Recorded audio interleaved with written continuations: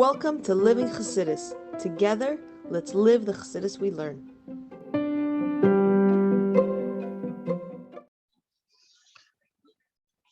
Okay, good morning, everybody, and welcome to Chassidus in the morning, 15 minutes.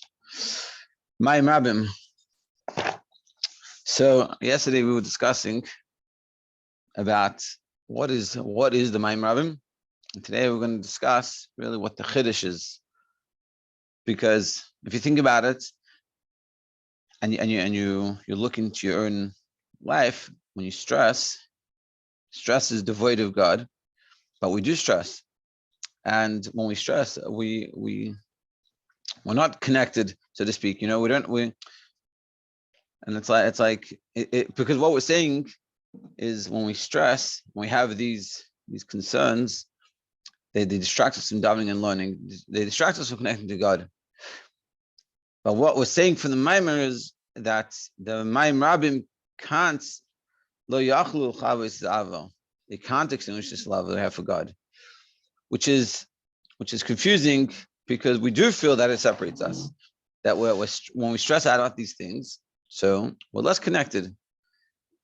So how are we saying that it doesn't take away that love when we see from experience that it does? For a simple example, if you're stressed about something and you're davening, what are you thinking out when you're davening? You're not thinking about connecting to God. You're not thinking about the words. You're thinking about this issue that's bothering you, that's stressing you out.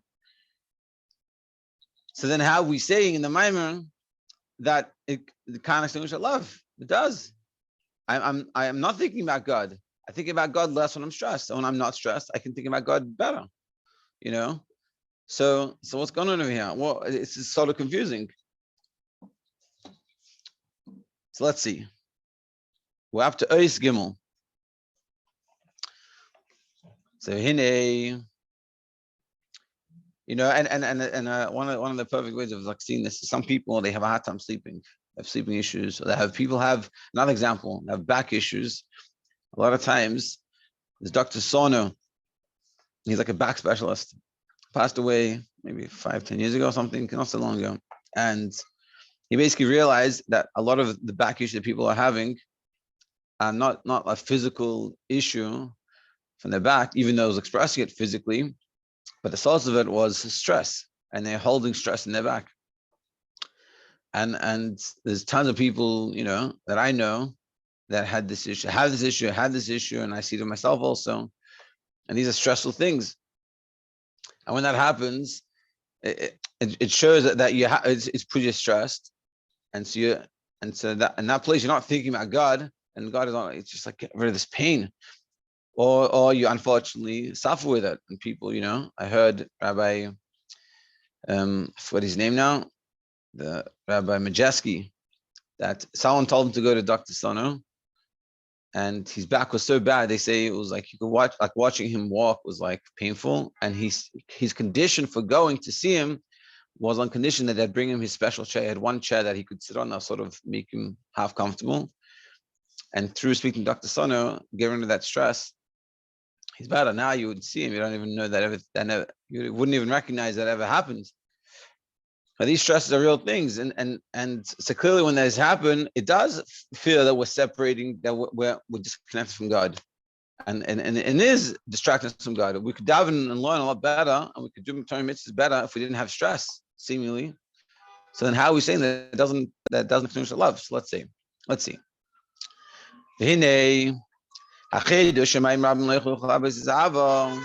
This novelty that many waters can extinguish the love. So what's this chiddush over here? So he explains what is in its source. The source of these many waters, which is the parnasa. This is coming from the level of toyu that's before tikkun. So in the source, the Mayim Rabim are from toyu, which is the world of chaos, which comes about before the world of tikkun. The very high worlds, very high levels of and connected to godliness. A toyu is a world, we learned this in the other Mayim, a toyu is a world with a lot of light and not a lot of vessels, a lot of opinions, and every opinion was very strong and very forceful, and they couldn't get along together. But it's a very, very powerful level of godliness. Whereas Tikkun, which is the world that had full of kalim, vessels to be able to receive the godly energy, but it didn't have a lot of godly light. The energy, the light didn't come, wasn't as much. That's a lower level. And so he's saying the Mayim Rabim, which is so powerful, is coming from this higher level of Tohu, which is chaotic, which is full of light, but not a lot of vessels. The Zeo Shenikra Mayim Rabim. And this is why they're called Mayim Rabim, many waters. Why? Because some Rabim. What does it mean, Rabim? Because in their source, there are many. But it's a very high level godness. It's a lot. It's powerful. And this is this novelty. And this is really the novelty of the fact that the many waters kind of still love, and the rivers better washed away. Because the Agam Rabim, being that the Mayim Rabim coming from a higher level than the Nefesh Elikis, and so it's coming from a higher level of Nefesh Elikis, but even though it's coming from a higher self Nefesh Elikis, it kind of extinguishes the love that Nefesh Elikis has for godliness, which is a very big, novel idea. We're saying it's coming from a higher place, it's a higher source, and it can't extinguish it. But meaning, even though the Nefesh Elikis is from a lower place, it can't extinguish it. That's, it's like someone is stronger than another person, but still can't win over them in an arm wrestle. You're stronger than a person, but you can't win. Why? That's the chiddush. You're saying Mayim Rabim the distractions in our lives should take us away from being connected to God, and it should take away that feeling of love that we have for God, and it should be hard to daven, and it should be impossible. It's coming from a higher place, and logically it should destroy the love they have for God and distract us and take us away and not have that ability to learn and all the issues that come with it and all the stresses. Those stresses should be powerful, but the axiom of the Mayim is that it isn't. So how? Let's see. So the reason why it isn't is because, like it says, like it says in the passage before this in Shir Hashirim of the Mayim Rabim, the passage before the Mayim Rabim in Shir Hashirim, it says, shall have a shud kei. It's calls of the flame of God. And he'll explain, because the source of the neshama, the ha'ava, and the hidden love that's within it,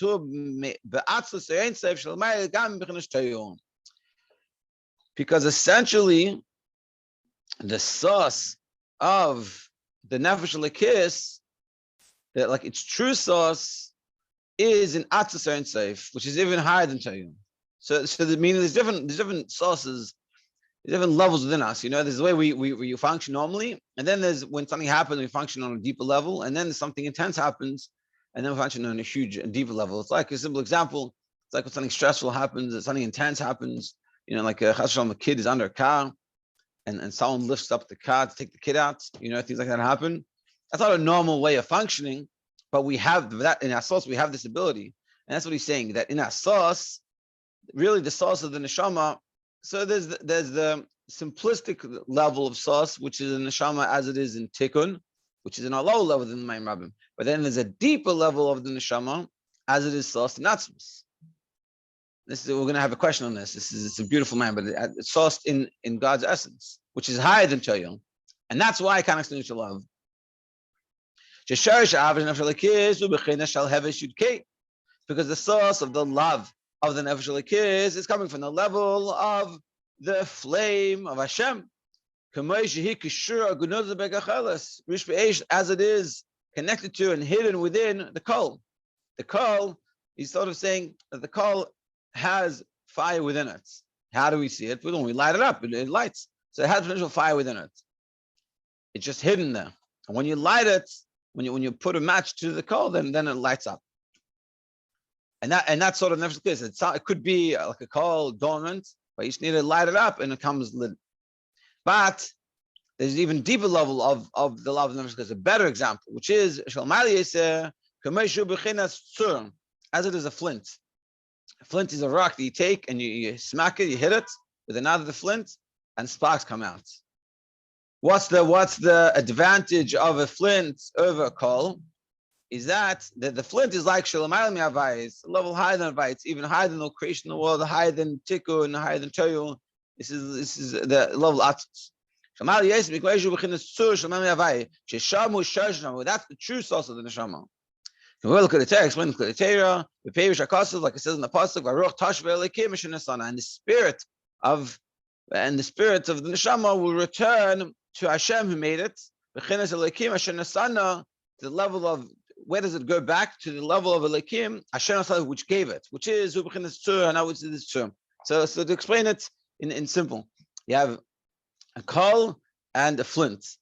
The biggest difference in a coal and a flint is a flint stone. Take that stone, you put it in water, you soak it in water for 24 hours, for a day, for a year, take it off, you dry it up, you hit it again, and it starts to, and sparks can come out, and it can help light fire.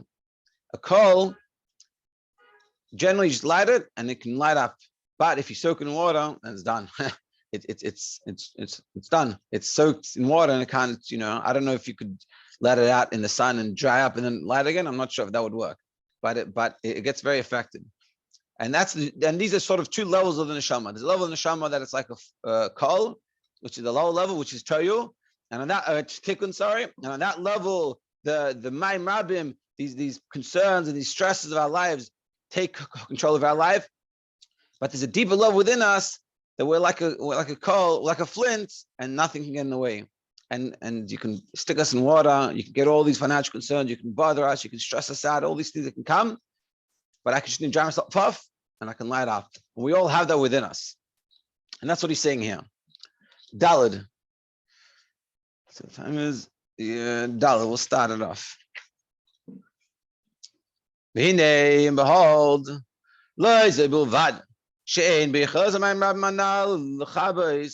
so now what we're saying in Daled, we're going to say it's not just that it doesn't extinguish the love, but that's what we're saying now. We're saying, you know what? The Mayim Rabim can't extinguish the love. Now we're going to flip it on and said, not just can't extinguish the love, it's there to add to the love to God. Which is like, what?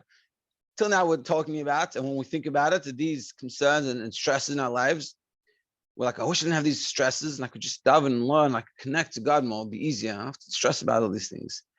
But we're going to be saying, and I think we'll stop here, what we're going to be saying tomorrow is that not just it doesn't stop you from connecting to God and having that love for God, but it can help you.